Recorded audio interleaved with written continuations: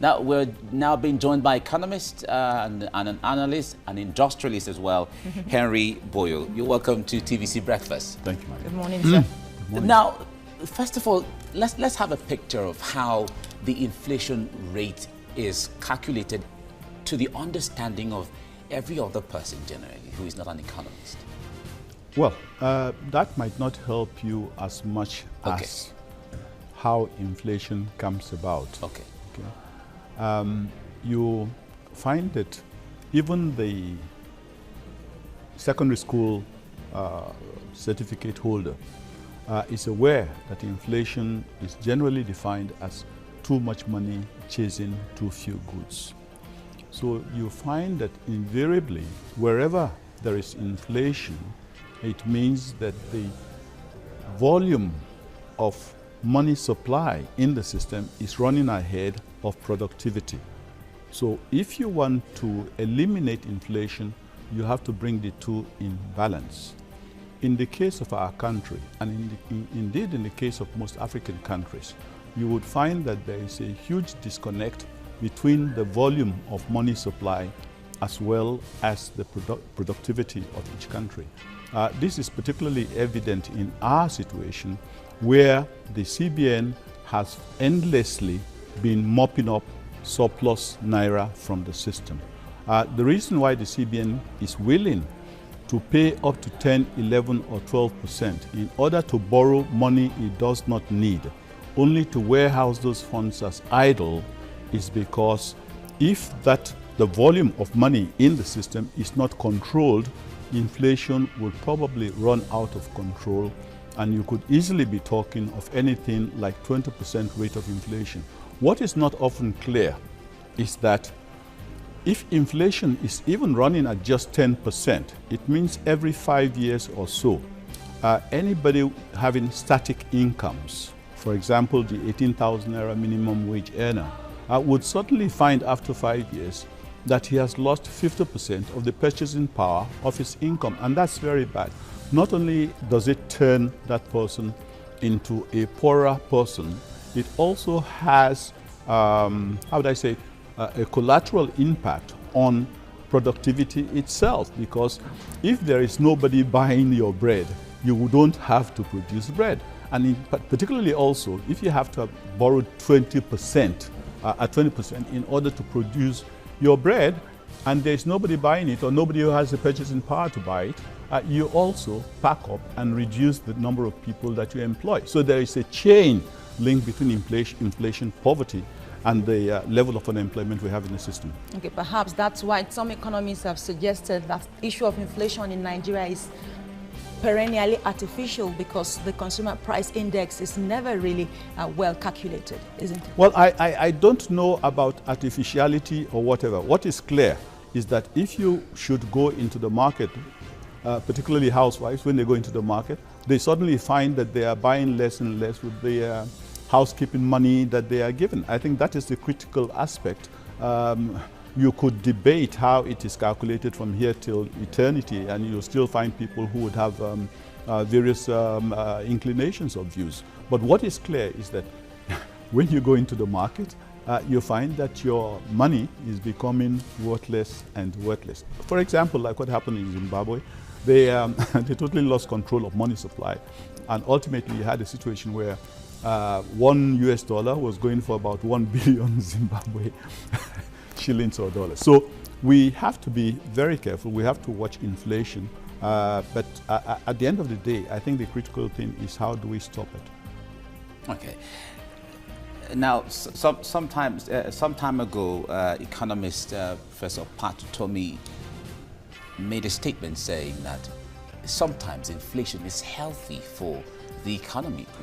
If that is economics as the case may be, what context of inflation can be healthy for the economy? Let's put this in context. To a very large extent, unfortunately, as Africans, we tend to, we have aspirations to be like the first world. In other words, to enjoy the same level of, how would I say, economic growth as the first world. But we are not willing to subject ourselves to the discipline of maintaining those indices that drive those successful economies we emulate.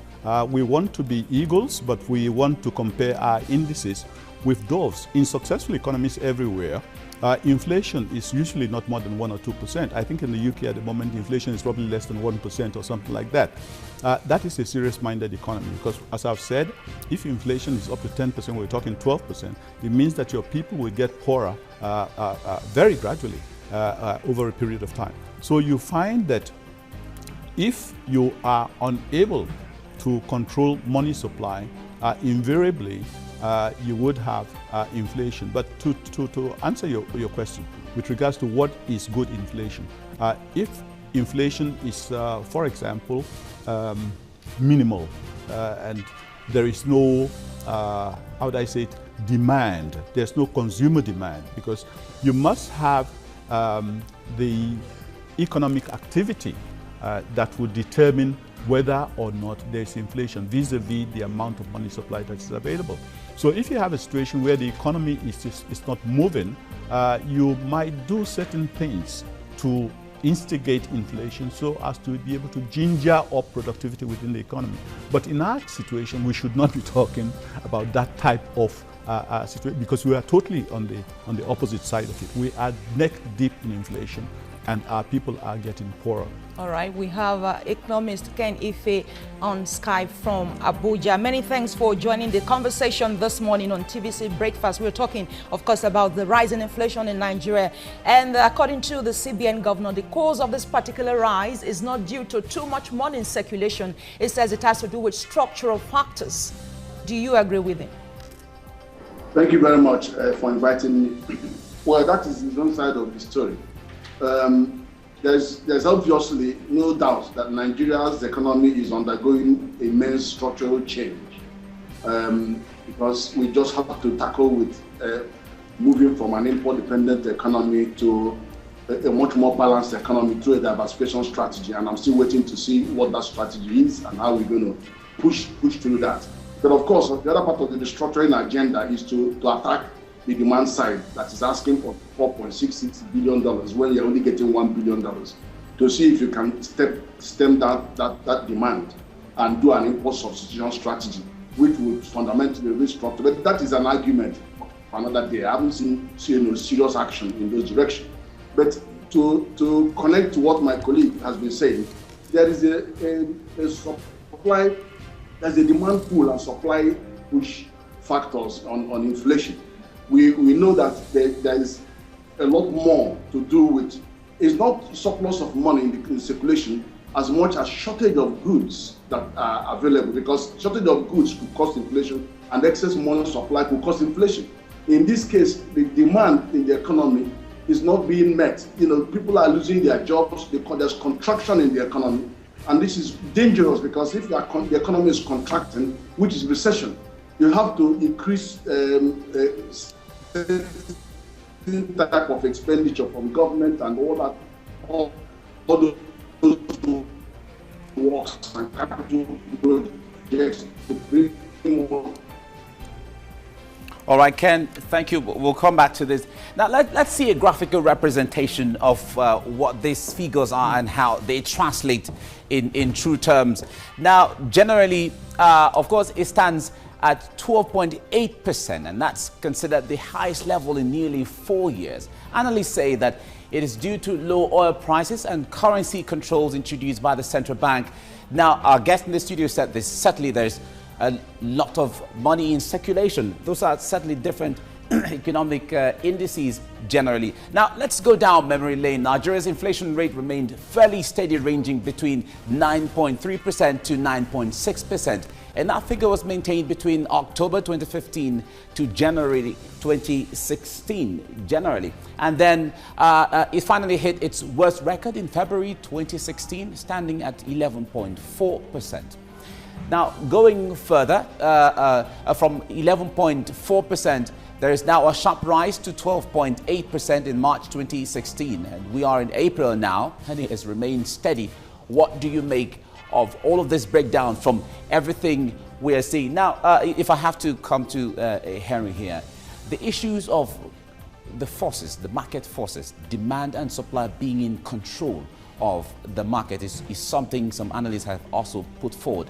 Why would that not be healthy for a Nigerian situation, for instance? There's nothing wrong with the principle of demand and supply, and it operates within a market system in order to be able to allocate resources effectively. But unfortunately, you will find that in the market, market for petrol, for example, and also market for money in Nigeria, the market is supposed to determine its own prices, but unfortunately, the interference from government agencies often disrupt and distort the expectations of Nigeria for better results. All right, let's talk about the issue of food, a sub-index of this inflation, particularly that of food inflation. Why do you think that is on the rise? Because the chunk of the rise now goes to the food sub-index. Why is that? Well, I think that is easy enough. I mean, it is clear that we have a very large population of 170 million, and it's growing. But unfortunately, we are not feeding ourselves. Not because we are not capable, but because the structures are not in place to encourage farmers to produce more. For example, even though you have been told of many agricultural intervention funds which have been made available to the sector, Nigerians are yet to see the actual benefit, probably because the intervention funds themselves were totally counterproductive, because you have a situation where the agency that controls money supply in your country readily admits that I have a problem with liquidity, such that I am prepared to borrow at 10, 11, 12% money that I don't need and warehouse that money, then you must be certain that there is crisis in the hands of the regulator of the banking system, which is the central bank.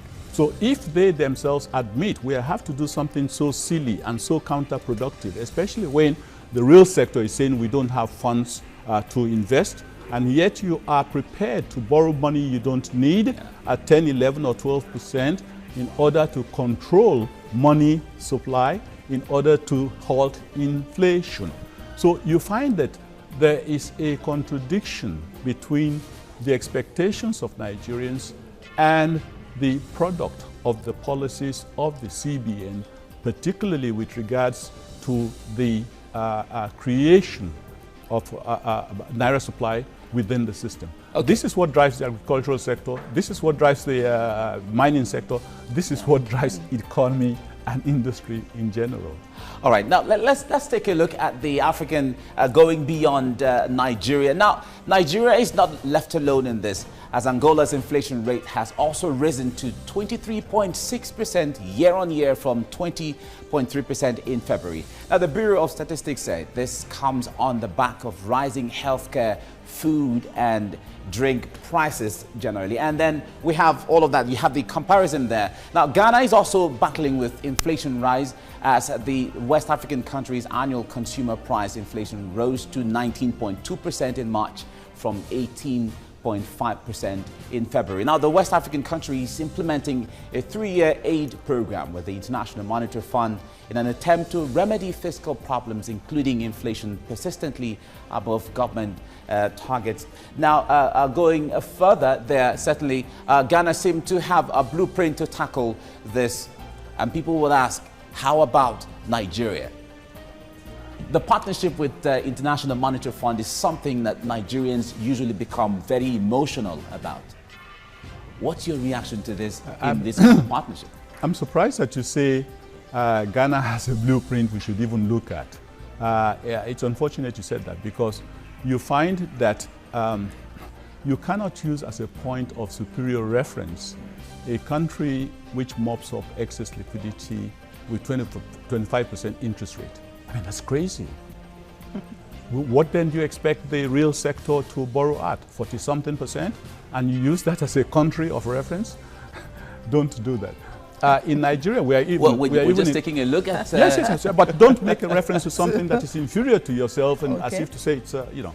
In the Nigerian situation, we are also beating the same path. We are borrowing money we don't need, or the government is borrowing money, the CBN is borrowing money it doesn't need at 12, 11% or whatever. At the same time, the liquidity surplus remains uncontrollable. So you continue to have these headwinds of money supply driving your inflation to levels which are uncomfortable for economic growth, driving your cost of funds beyond levels that are supportive of industrial growth, and also driving your exchange rate to levels which are totally inconsistent with the amount of foreign exchange you are earning. Okay, we still have our guest in Abuja via Skype, Mr. Ken Ife. Can you please react to what my colleague Joe said now? In comparison, Nigeria and some other African countries, are we doing that badly